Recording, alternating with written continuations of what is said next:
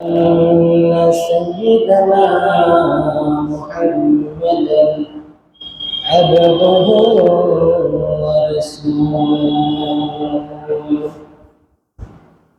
الذي أرسله بالحق إلى الخلق بشيرا ونذيرا. أما بعد فأعوذ بالله من الشيطان الرجيم. بسم الله الرحمن الرحيم. يا أيها الرسول بلغ ما أنزل إليك من ربك وإن لم تفعل فما بلغت رسالته والله يعصمك من الناس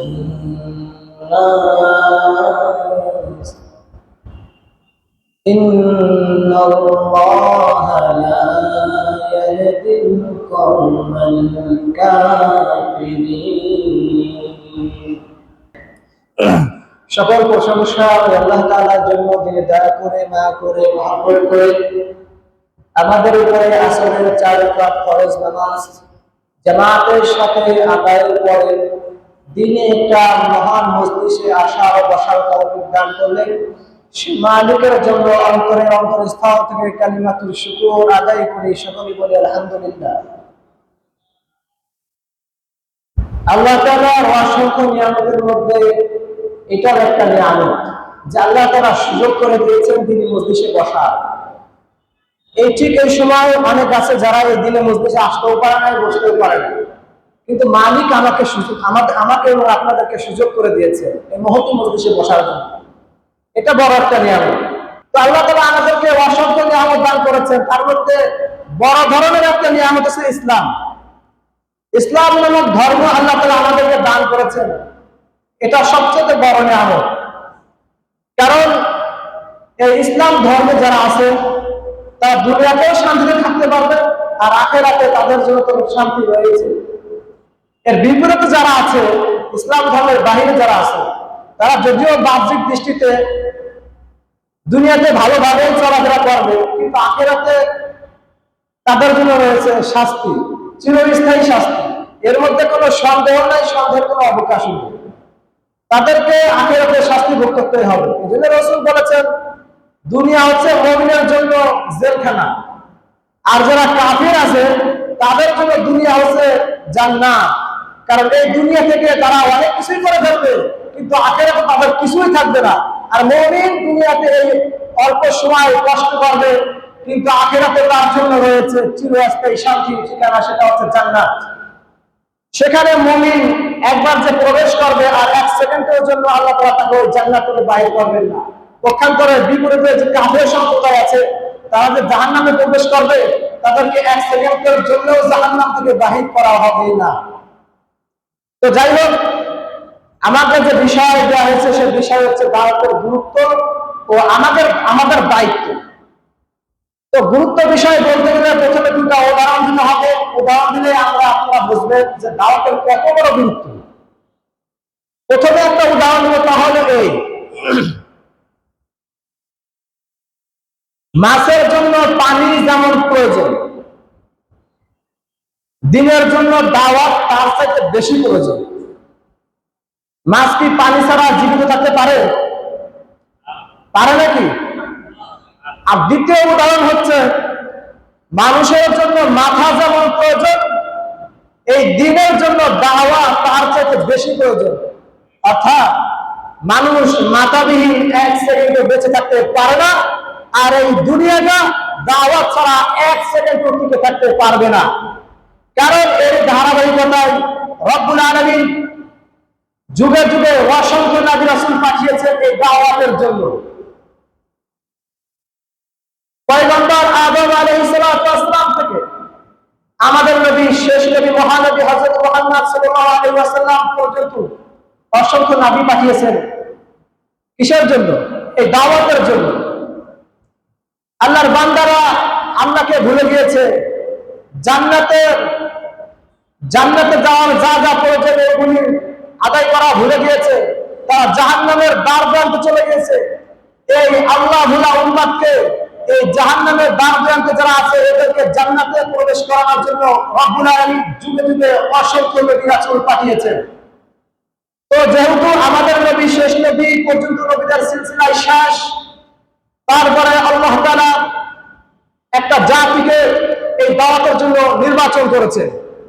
সেই জাতি কারা আমরা কি বলতে পারবো? আল্লাহ তাআলাই কোরআন কারীমের মধ্যে বলে দিয়েছেন সেই জাতি হলো মুসলমান, মুসলিম জাতি। রব্বুল আলামিন সূরা আল ইমরানের 110 নম্বর আয়াতে বলেন, কুনতুম খায়রা উম্মাতিন উখরিজাত লিন-নাস তা'মুরুনা বিল মা'রুফ ওয়া তানহাউনা আনিল মুনকার ওয়া তু'মিনুনা বিল্লাহ ওয়ালাউ আমানা আহলুল কিতাব লাকানা খায়রান লাহুম ফামিনহুম মুমিনুন ওয়া আকসারুহুমুল ফাসিকুন।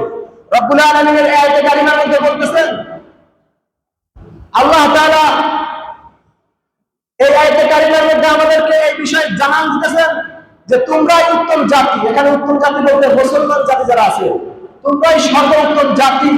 তোমাদেরকে বাহির করা হয়েছে, তোমাদেরকে দুনিয়াতে পাঠানো হয়েছে উখরিজাত লিন-নাস, মানুষের জন্য, মানুষের নিকটে সত্যের দাওয়াতকে পৌঁছানোর জন্য তোমাদেরকে পাঠানো হয়েছে, মানে আমাদেরকে পাঠানো হয়েছে যারা মুসলিম জাতি। আর মানুষ দ্বারা কারা বোঝায়? মানুষ ইনসান শব্দ এখানে ব্যবহার করছেন আল্লাহ তাআলা। এই ইনসান শব্দ দ্বারা আল্লাহ তাআলা ইহুদি, খ্রিস্টান, বৌদ্ধ, কাফের সম্প্রদায় যারা আছে, মুসলিম সহ সবাইকে এই নাস দ্বারা বুঝাইছে। শুধু মুসলমান না, এই নাস দ্বারা আমরা সবাইকে, অর্থাৎ মানুষ দ্বারা তাদেরকে এই নাস দ্বারা বুঝাইছে। তো আল্লাহ তাআলা পাঠাইছে কাদেরকে? মুসলিমদেরকে পাঠিয়েছে এই দুনিয়াতে কাফের, মুশরিক, হিন্দু, বৌদ্ধ যারা আছে এদেরকে ইসলাম ধর্মে দাওয়াত দেওয়ার জন্য। তো যাই হোক, ইসলামের দাওয়াতের অনেক গুরুত্ব, এবং যারা দায়ী তাদের ব্যাপারে আল্লাহ তাআলা সূরা হামিম সিজদার 33 নম্বর আয়াতে বলেন, ওয়ামান আহসানু কাওলান মিম্মান দাআ ইলাল্লাহি ওয়া আমিলা সালিহান ওয়া ক্বালা ইন্নানি মিনাল মুসলিমিন। রব্বুল আলামিন এই আয়াতে কারিমার মধ্যে বলতেছেন, ওই ব্যক্তির কথার চাইতে উত্তম কথা আর কার হতে পারে যে আল্লাহর দিকে ডাকে, যে মানুষ থেকে আল্লাহর দিকে ডাকে এবং বলে আমি মুসলমানদের মধ্যে থেকে একজন। যে ব্যক্তি আল্লাহর দিকে মানুষ থেকে ডাকবে তার কথা হচ্ছে যুগের এই দুনিয়ার মধ্যে সর্বশ্রেষ্ঠ কথা। তার কথার চাইতে সর্বোত্তম কথা আর কারো হতে পারে না আল্লাহর পরিভাষায়। এজন্য আমরা নিজে আমল করব এবং মানুষদেরকে আল্লাহর দিকে ডাকবো। ঠিক আছে? তো দুনিয়াতে যদি আমরা বসবাস করতে চাই, তাহলে আমাদের উপরে সাধারণত 4টি দায়িত্ব পড়ে। 1 নম্বর দায়িত্ব হচ্ছে মানবিক দায়িত্ব, 2 নম্বর দায়িত্ব হচ্ছে সামাজিক দায়িত্ব, আর 3 নম্বর দায়িত্ব হচ্ছে রাষ্ট্রীয় দায়িত্ব, 4 নম্বর হচ্ছে ধর্মীয় দায়িত্ব। সাধারণত এই 4টা দায়িত্ব আমাদের উপরে আসে। যদি কেউ এই 4টা দায়িত্ব পালন না করে তাহলে সমাজের চোখে তাকে অমানুষ বলা হয় এবং রাষ্ট্রের চোখে তাকে রাষ্ট্রদ্রোহিতা বলা হয়। তো আমরা 4টা বিষয় আজকে আলোচনা করব সংক্ষিপ্ত আকারে। 1 নম্বর হচ্ছে মানবিক দায়িত্ব। মানবিক দায়িত্বটা কি আমাদেরকে ভালোভাবে বুঝতে হবে। মানবিক দায়িত্বটা কি? আমি রাস্তা দিয়ে একটা জায়গায় যাইতেছি, তো যাওয়ার পথে দেখলাম যে একটা বাচ্চা শিশু যার বয়স 4 বছর অথবা 5 বছর, সে রাস্তার মাঝখানে চলে আসছে, তার পিতা মাতা তাকে দেখে নাই, আমি দেখেছি, তখন আমার কর্তব্য কি হবে? তাকে রেখে চলে যাওয়া না কি করা? আমার দায়িত্ব কি? আমার দায়িত্ব তখন হবে এটা, ওই বাচ্চাটাকে রাস্তা থেকে সরিয়ে সম্ভব হলে বাড়ি পৌঁছে দেওয়া, অথবা রাস্তার বাহিরে তাকে এগিয়ে দেয়। এটা আমার দায়িত্ব না? আমি যদি এটা দায়িত্ব পালন না করি এবং একজন যদি আমাকে এই অবস্থায় দেখে, তাহলে সে আমাকে কি বলবে? সে বলবে সে মানুষ না, একটা অমানুষ। কারণ আমার ভিতরে মানবতা বলতে কিছুই নেই, আমার ভিতরে যদি মনুষ্যবোধ বলতে কিছু থাকতো, তাহলে ওই বাচ্চাকে আমি রাস্তায় একা ছেড়ে দিতাম না, ঠিক কিনা? ঠিক তেমনি আমাদের সমাজে এমন অনেক লোক আছে যারা ইবাদত করে না, যারা নামাজ পড়ে না, যারা আল্লাহকে মানে না। এমন লোকের অভাব আছে? অভাব নেই। এমন অনেক লোক পাওয়া যাবে আমাদের প্রতিবেশী। আমরা কি তাদেরকে কোনোদিন ইসলামের দিকে দাওয়াত দিয়েছি? নামাজ পড়ার কথা বলেছি?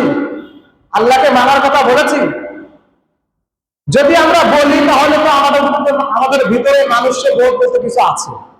আর যদি না বলি, ওই যে প্রথম যে ঘটনা, যে মানুষ বলবে এর ভিতরে মানুষের বোধ নাই, ঠিক একই আমি যদি এই কাজটা না করি, আমি যদি আমার প্রতিবেশীকে দাওয়াত না দিই, তাহলে এটা আরো বড় অন্যায়।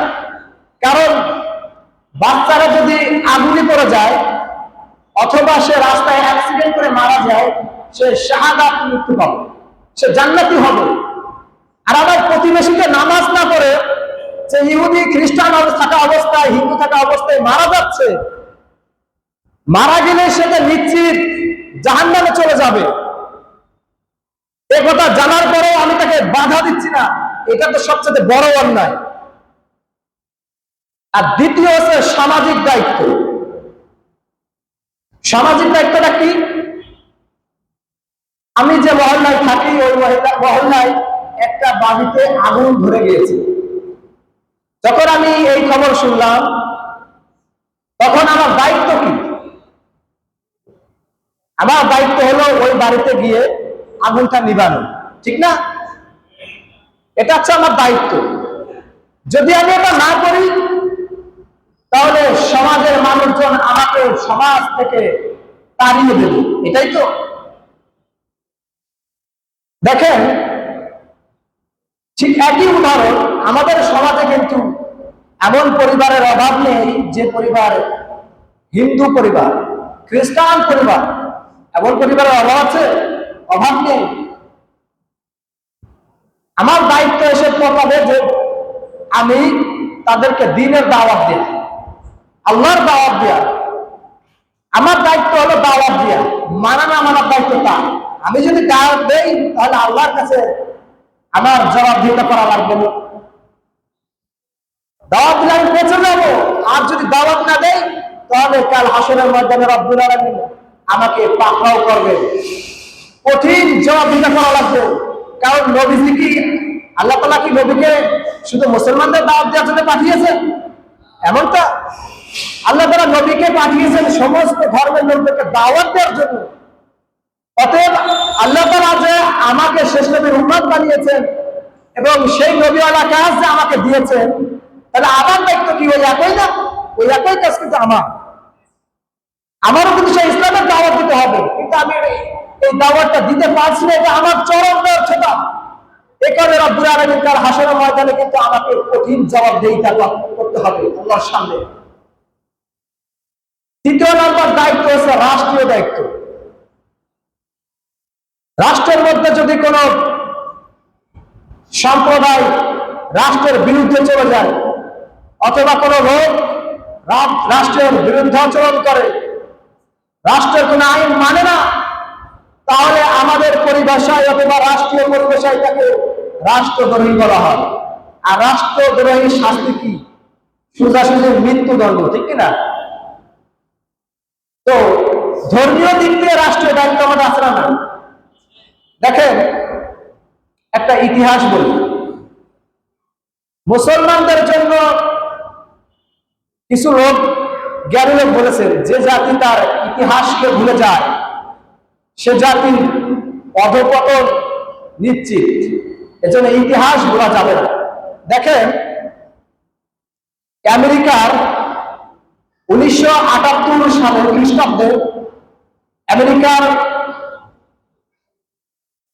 কলোরাডোতে খ্রিস্টান পাদ্রীরা একটা সভা সেমিনার আয়োজন করেন। সেই সভা সেমিনারের আয়োজনের উদ্দেশ্য ছিল এইটা, যে আগামী 2050 সালের মধ্যে বাংলাদেশ সহ এশিয়ার যে কয়টা মুসলিম রাষ্ট্র আছে প্রত্যেকটা মুসলিম রাষ্ট্রকে সংখ্যাগরিষ্ঠ খ্রিস্টান রাষ্ট্র হিসেবে তারা দেখতে চায়।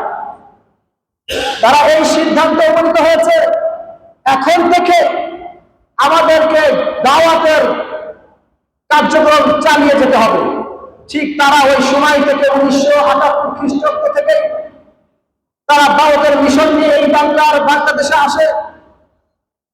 আমরা প্রায় 10 বছর আগে শুনছিলাম বাংলাদেশে খ্রিস্টানের সংখ্যা ছিল হাতে গোনা মাত্র কয়েক হাজার, কিন্তু 10 বছর পরে শুনি খ্রিস্টানদের সংখ্যা এসে দাঁড়িয়েছে 60 থেকে 70 লক্ষ। চিন্তা করছেন? আল্লাহ কুরআনুল কারীমের মধ্যে বলেন, ইন্নাদ-দীনা ইনদাল্লাহিল ইসলাম, নিশ্চয় আমি আল্লাহর কাছে মনোনীত আর পছন্দ ধর্ম হলো ইসলাম ধর্ম। অর্থাৎ ইসলামের বাইরে যত ধর্ম আছে এই ধর্মগুলো আল্লাহর কাছে কি না? পছন্দনীয় না। তাদের এই মিথ্যা ধর্ম প্রচার করার জন্য যদি তারা আমেরিকা থেকে এই বাংলাদেশে এসে নিজের অর্থ খরচ করে সময় ব্যয় করে তারা যদি এইভাবে দাওয়াতের কার্যক্রম চালিয়ে যায়, যে 10,000 থেকে এখন 60 লক্ষ এসে পৌঁছিয়েছে, তাহলে আমাদের সত্য ধর্ম ইসলাম, এই ইসলামের দাওয়াত দেওয়ার কি আমাদের প্রয়োজন আছে কি আছে না? দেখেন আমরা কি, আমাদের কি অধঃপতন, কি অবস্থা, যা আমরা আমাদের ধর্মকে ভাবে পালন করি না। আমাদের এই সত্য ধর্ম পালন করতে হবে এবং প্রতিবেশী যারা আছে তাদেরকে বোঝাতে হবে, ইহুদি খ্রিস্টানদেরকে দাওয়াত দিতে হবে, হিন্দুদেরকে দাওয়াত দিতে হবে। কারণ এটাতে সত্য ধর্ম ওরা মিথ্যার মধ্যে আছে, ওদেরকে বুঝাতে হবে, বুঝিয়ে ইসলাম ধর্মে আনতে হবে। আমার কাজ হচ্ছে দাওয়াত দেওয়া, হেদায়েত দেওয়ার মালিক হচ্ছে আল্লাহ তাআলা। তো এখন আমাদের দায়িত্ব কি? এ পর্যন্ত গেল গুরুত্ব। সংক্ষিপ্ত আমি দায়িত্বের বিষয়ে একটা আয়াত কারিমা তেলাওয়াত করে তার অর্থ বলে আমি আমার বক্তব্য শেষ করব। আল্লাহ তাআলা সূরা তাহরিমের 6 নম্বর আয়াতের মাধ্যমে আমাদেরকে দাওয়াতের দায়িত্ব সম্পর্কে বলে দিচ্ছে। রব্বুল আলামিন বলেন, ইয়া আইয়ুহাল্লাযীনা আমানু কু আনফুসাকুম ওয়া আহলিকুম নারা ওয়াকুদুহান নাসু ওয়াল হিজারা। রব্বুল আলামিন এই আয়াতের মধ্যে বলতেছেন, হে ঈমানদারেরা, এখানে ঈমানদারদেরকে সম্পর্ক লক্ষ্য করে বলতেছে, হে ঈমানদারেরা, তোমরা নিজেরা জাহান্নামের আগুন থেকে বাঁচো এবং তোমার পরিবার পরিজনদেরকে জাহান্নামের আগুন থেকে বাঁচাও। কেননা কাল হাসরের ময়দানে এই মানুষ এবং পাথর এগুলি হবে জাহান্নামের আগুনের লাকড়ি, ইন্ধন। এজন্য নিজে জাহান্নামের আগুন থেকে বাঁচা এবং প্রতিবেশী যারা আছে হিন্দু, বৌদ্ধ, খ্রিস্টান, এদেরকে জাহান্নামের আগুন থেকে বাঁচানো।